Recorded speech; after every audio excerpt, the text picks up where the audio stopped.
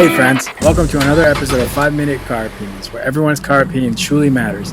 Please keep in mind this video is for entertainment purposes only and not based on concrete facts. In today's episode, we're going to be talking about a car that's been putting a smile on everyone's face since '89. Of course, how can you refrain from smiling when you're cruising with the top down on a white little roadster on a sunny day? Without further ado, I present to you the third generation 2012 Mazda MX-5 Miata Touring Edition.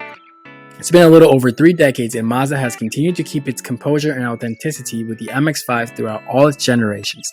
The goal? To continue building an affordable rear-wheel drive sports car, sharp-looking roadster with impeccable well-balanced handling, a lightweight body, and a user-friendly retractable top.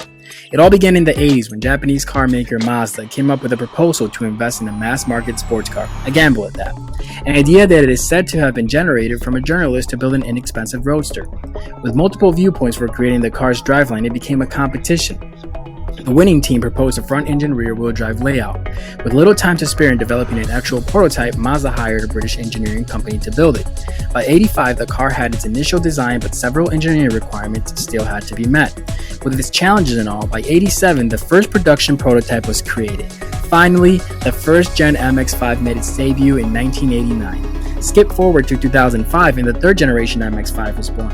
This one specifically is the 2012 touring model, and of course it came along with all the secret tasty ingredients that make it what it is.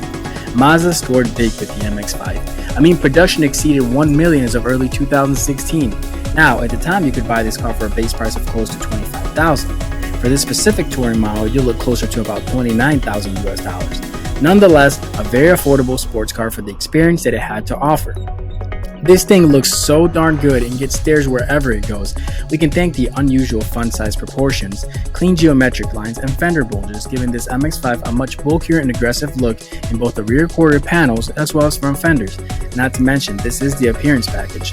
Add the lower factory stands and 17-inch alloy wheels, and with the top down, it automatically sends an invitation to stare at the car to every audience. Lastly, the beautiful factory option crystal white pearl mica paint gives this MX-5 the ultimate touch and splendor. Let's talk performance. It is powered by a 2.0-liter VVT inline 4-cylinder engine capable of producing 158 HP at 6,700 RPMs and 140 foot-pounds of torque.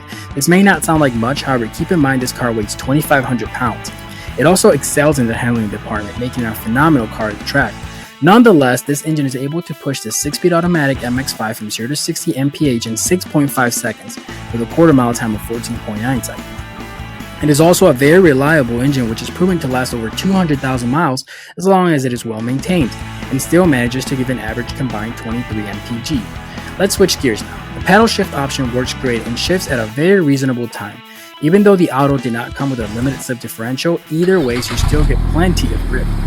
This MX-5 handles superbly thanks to its rigid chassis, combined with tuned suspensions and a compact lightweight rear drive layout. In addition, the MX-5s come standard with the SC and TC, making sure you remain on your intended path. All in all, steering is easy and makes cornering while pushing the throttle doable. Weight transition is very smooth with the addition of the factory shock tower brace. Even in situations with quick cornering, the rear end may seem to want to rotate but never gets away from you. Braking is respectable with EBD and ABS, hitting a complete stop from 60 mph in approximately 115 feet. Interior-wise, unless you are over 6 feet tall, you shouldn't have much to worry about as far as fitment. The seats are very sporty and appealing with the silver seat back bar trim. This particular model having cloth seats, they do grip you very well. The leather-wrapped steering wheel is very eye-catching and is equipped with audio and cruise control at a touch. The instrument panel looks very sharp with red nighttime illumination.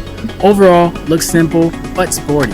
However, like everything, it also has its downfalls. Specifically for the 3rd gen MX-5, I have to say, although it feels extremely light during hard cornering, it is a tiny bit heavier than the last 2 generations, which is not all that bad. Secondly, with it being a hardtop convertible, I do hear the road a bit more compared to some of the more sporty sedans and coupes I have driven, but then again, I'd much rather drive it with the top down. Finally, friends, here's my personal opinion. This car is literally an iconic 2-seater success of a roadster that blows away any competition that comes its way. There is a reason why it's the best-selling 2-seat convertible sports car in history. For the price of this roadster, you cannot beat it. It looks spectacular on the exterior, it is equipped with incredible tuned handling, a reliable engine that gives you good MPG for a sports car, a power retractable hardtop that has the ability to give you an open air driving experience, and a very simple yet sporty interior. This car is begging for you to drive it. Thank you for watching and I hope you enjoyed this episode. Please comment and like or not. Either ways, I would love to hear from you.